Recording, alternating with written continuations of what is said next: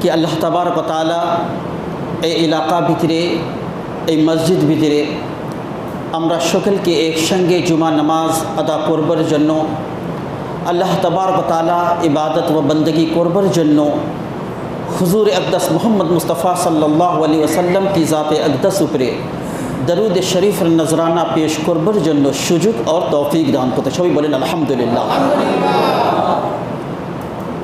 যাই হোক, বেশিরভাগ লোক আমার এই জৌনপুরি সিলসিলার মুরিদিন, তারপরে অনেক লোক জানে আমার বংশর বিষয়ে, তারপর এই জৌনপুরি সিলসিলার বিষয়। এই জন্য আমি এই বিষয় নিয়ে কিছু কথা রাখবো না।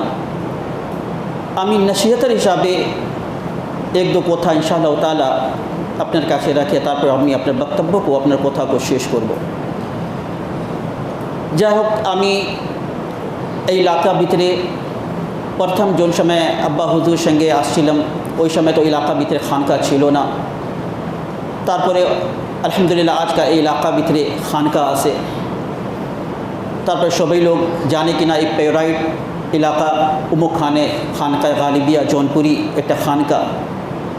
আজকাল এই খানকা না হয়তো তো যেরকম অনেক গ্রাম অনেক গাঁও আছে ওই রকমই এই জায়গা भी থাকতো, কিন্তু আজকাল এই জাকজমক আজকাল দেখা যায় আমরা আসলাম এখানে জিকির হতেছে, এখানে ওয়াজ ও নসিহত হতেছে, নসিহতের কথা হতেছে। এটা অনেক আল্লাহ তাবারক ওয়া তাআলা তৌফিকের কথা। না হলে তো কি হতো, একটা অন্ধকার মতন এই এলাকা পড়া থাকতো। কিন্তু খানকা কি জিনিস এই বিষয়ে সবাই জানে না, আর কোনো দিন আমরা ইচ্ছুকও নেই কি আমরাই জানবো। এই বাংলাদেশ ভিতরে তো অনেক সিলসিলা আছে, অনেক খানকা আছে, অনেক পীর আছে, আর ইসলামের জন্য কাজ করতেছে। কিন্তু अगर हकीकत भावे देखा जाए तो असल जो काज इस्लामेर जो काज हुआ दरकार वही रकम काज होते से ना। आज का ग्रामे ग्रामे मस्जिद होया गलो, मदरसा होया गलो, किंतु अपने ग्रामे ग्रामे खानका पाबेन ना। अपने कोनो न कोन खाने मुरीद तो आसेन, किंतु अपने इलाका भीतर खानका नहीं। कोनो दिन अपने जो जौन खाने मुरीद होलेन अपने पीर को ही आनते पालेन ना। तो अपने तो मुरीद तो हलेन, किंतु पीरेर जो असल सोहबत पावा दरकार वही तो सोहबत पाइलेन ना। तो लाभ की हलो, तो बुझा गलो अपने शुद्ध डिटी हिसाबे अमुक पीर संगे मुरीद हलेन, अनेक बड़ो पीर उनार इलाकाय बच्चारे एक महफिल हो, महफिल भितरे अपने एक बस करिया, एक गाड़ी करिया, एक मोटर करिया, एक मुरीदान भर्ती करिए चले गेलेन। किन्तु এই জন্য তো পীর আমি ধরলাম না, এই জন্য তো আমরা মুরিদ হইলাম না কি এই জন্য হয়েছিলাম পীর সাহেব আপনার বাচ্চারে একটা महफिल করবে, তারপরে আমরা একটা দলে দলে একটা একট্টা হইয়া আমরা ওই পীর সাহেবের महफिले যাব না। না, পীর আর খানকার উদ্দেশ্য কি ছিল কি পীর মুর্শিদে আমির যাইয়া ওইখানে সোহবতে থাকবো, বাতিনি ফয়েজ দেব, কিভাবে কলবকে পরিষ্কার করা যায়, কিভাবে जो बातिनी इल्म आसे शिक्षा आसे पावा जाए, কিভাবে আমি নিজে লতিফাকে আমি নিজে আন্তরিক পুরস্কার করব, এই শিক্ষা পাবো, ওই জন্য হলো কি খানকা। কিন্তু তো আপনি মুরিদ তো ঠিক হলেন, কিন্তু এই জিনিস ঠিক রাখতে পারেন নাই।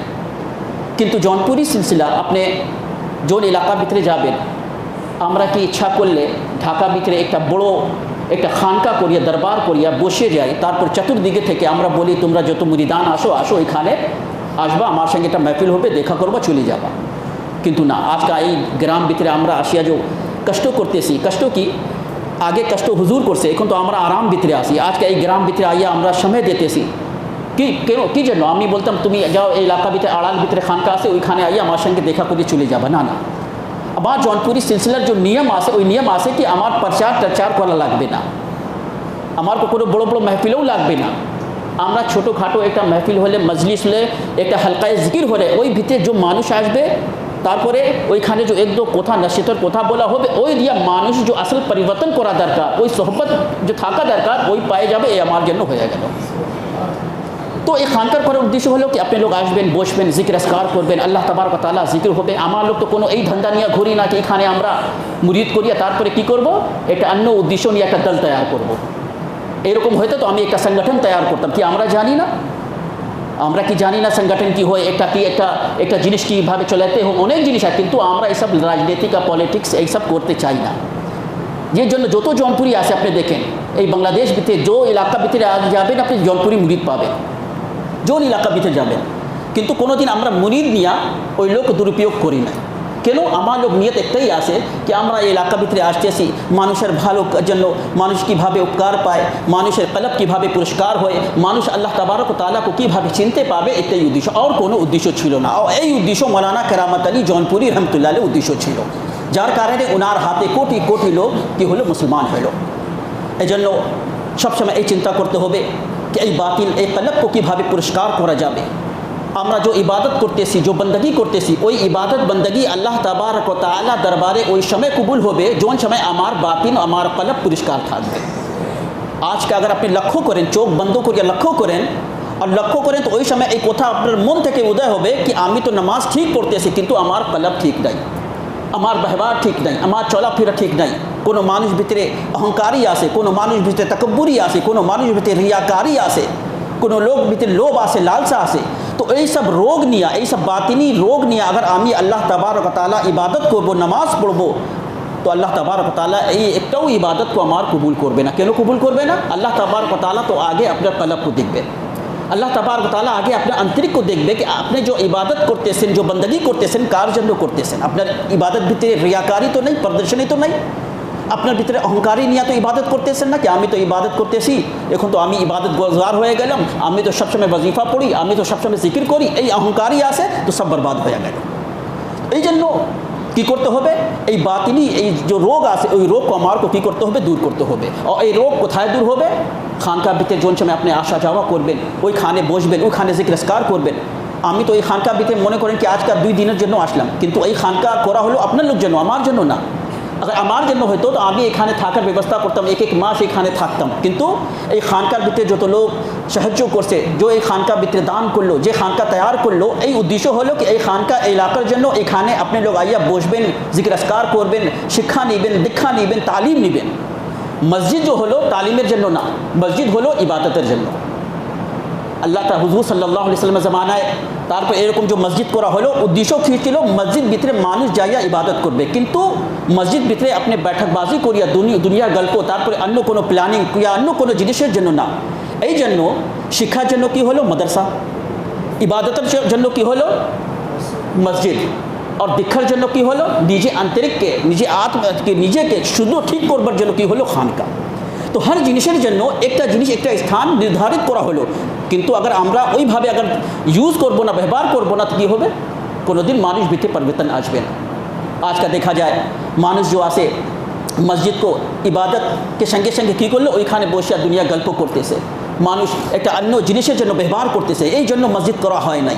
মসজিদ করা হলো কার জন্য? আল্লাহ তাবারক ও তাআলা ইবাদতের জন্য। এই জন্য ফুকাহা একরাম বললো কি তুমি যে এক্সট্রা যে নফিল ইবাদত আছে তুমি কোথায় পড়ো? বাড়ি যাইয়া পড়ো। ফরজ নামাজ পড়লো ঠিক আছে, সুন্নতে মুআক্কাদা আছে পড়লো, কিন্তু অনেক লোক আছে এক্সট্রাভাবে যে ইবাদত আছে নওয়াফিল পড়তে চায়, কী করে মসজিদ ভিতরে মনে করে কি আমি মসজিদের ভিতরে পড়লে কি বেশি সওয়াব, কিন্তু না।